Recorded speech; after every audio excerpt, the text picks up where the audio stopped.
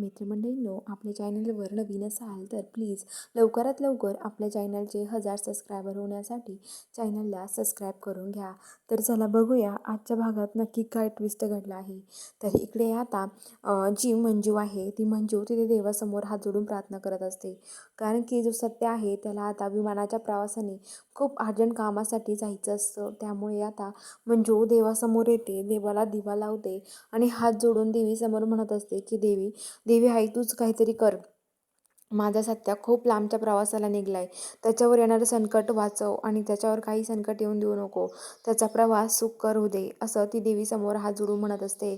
इकडे सत्या पण आता मस्त येतो. त्याला माहीत नसतं त्याच्यासोबत पुढे काय घडणार आहे. आणि सत्या जो आहे तो येत असतो. हा सगळा आर्यननी रचलेला प्लॅन असतो सत्याला संपवण्यासाठी आणि त्याला सत्याला संपवायचं असतं. त्यामुळे तो हा सगळा प्लॅन रचतो. तर आता सत्या येतो, विमानात दरवाजा उघडतो, विमानात बसतो आणि तो विमानाने इकडं तिकडं विचार करत चाललेला असतो. तो पण पूर्ण शांत असतो. त्याच्या डोक्यामध्ये अशी काही कल्पनासुद्धा नसते आणि तो चाललेला असतो. तेवढ्यात अचानक तिथे विमानाचा स्फोट होतो जोरात आणि खूप आग होते आणि सगळे आग जळून तो विमान खाक होतं आणि सगळे विमानाचे तुकडे पार्ट सगळे खाली पडायला लागतात. तर इकडं जी मंजू आहे ती देवीसमोर प्रार्थना करत असते. तेवढ्यात आता तिथे देवीसमोरचा दिवा अचानक विझतो आणि मंजू आश्चर्यचकित होऊन बघते. देवीसमोरचा दिवा अचानक कसं काय विझला असं तिच्या मनामध्ये येतं आणि ती घाबरून जाते. बाहेर पळत येते. तिच्या आईन त्या तिथे उभा असतात. तेवढ्यात त्यांना कळतं की सत्याच्या विमानाचा स्फोट झाला आहे.